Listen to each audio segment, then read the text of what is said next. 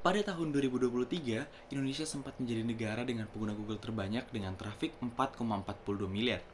Jadi tantangannya saat ini bukan lagi akses, tapi bagaimana memanfaatkannya secara maksimal.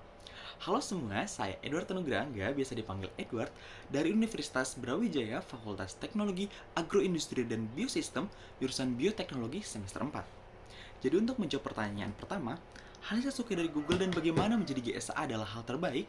Hal utama yang saya suka dari Google bukan semata karena produk yang canggih serta nama besar, baik secara internasional dan juga nasional. Melainkan karena Google mampu menjadi katalis perubahan serta menjadi jembatan yang baik yang menyentuh setiap lapisan kehidupan termasuk teman kita yang selama ini sering terlupakan. Dengan bantuan kecerdasan buatan, Google dirancang untuk membantu mahasiswa disabilitas menyesuaikan alat belajar mereka, seperti Gemini Live Transcript untuk bisa tunarungu. Selain itu, sebagai mahasiswa teknologi, saya sering menghabiskan banyak waktu untuk membaca jurnal. Lalu saat saya bertemu notebook LM yang dapat mempermudah proses pembelajaran saya. Dua nilai inilah yang ingin saya bawa saat menjadi SA, yaitu memastikan inklusi dan inovasi tetap berjalan dengan rata menggunakan ekosistem Google sebagai katalis utamanya. Untuk pertanyaan nomor 2, acara out of the box yang saya pikirkan untuk acaranya bernama Beda Objek. Jadi pertama, peserta diperkenalkan dengan banyak ekosistem buatan Google, mulai dari Nano Banana di Gemini, Notebook LM, hingga VO3, yang mungkin menjadi sesuatu yang baru untuk mereka. Setelah itu, mereka akan diberikan waktu 5 menit untuk membuat prompt sekreatif mungkin dengan objek yang diberikan kepada mereka.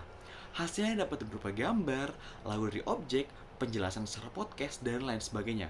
Hal ini sesuai dengan kreativitas mereka. Lalu akan dipilih hasil paling unik, kreatif, serta relevan.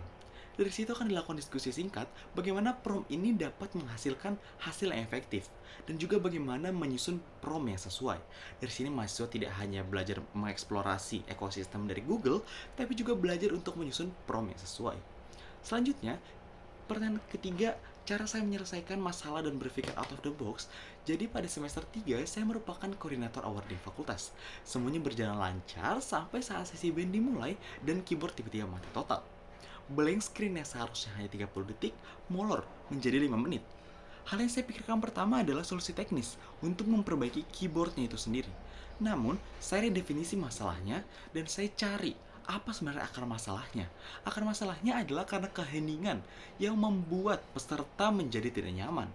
Dari situ, saya mencari solusi efektif yang bisa saya kendalikan. Saya tidak bisa mengendalikan alatnya, tapi saya bisa mengendalikan audiensnya.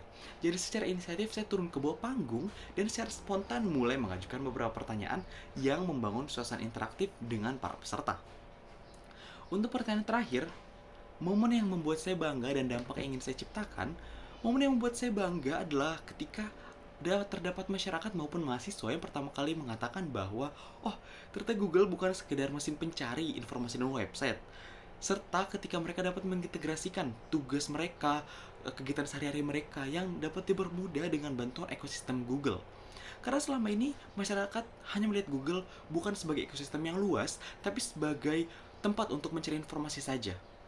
Dari situ saya juga ingin dampak yang diciptakan dalam 3 bulan pertama dapat menyentuh 3 lapisan yang sesuai dengan tridharma perguruan tinggi, yaitu integrasi workshop literasi Google yaitu Dharma Pendidikan, lalu integrasi tools notebook LM ke riset mahasiswa yaitu Dharma Penelitian, dan membawa hasil penelitian tersebut untuk membudidayakan UMKM yang sesuai dengan Dharma Pengabdian.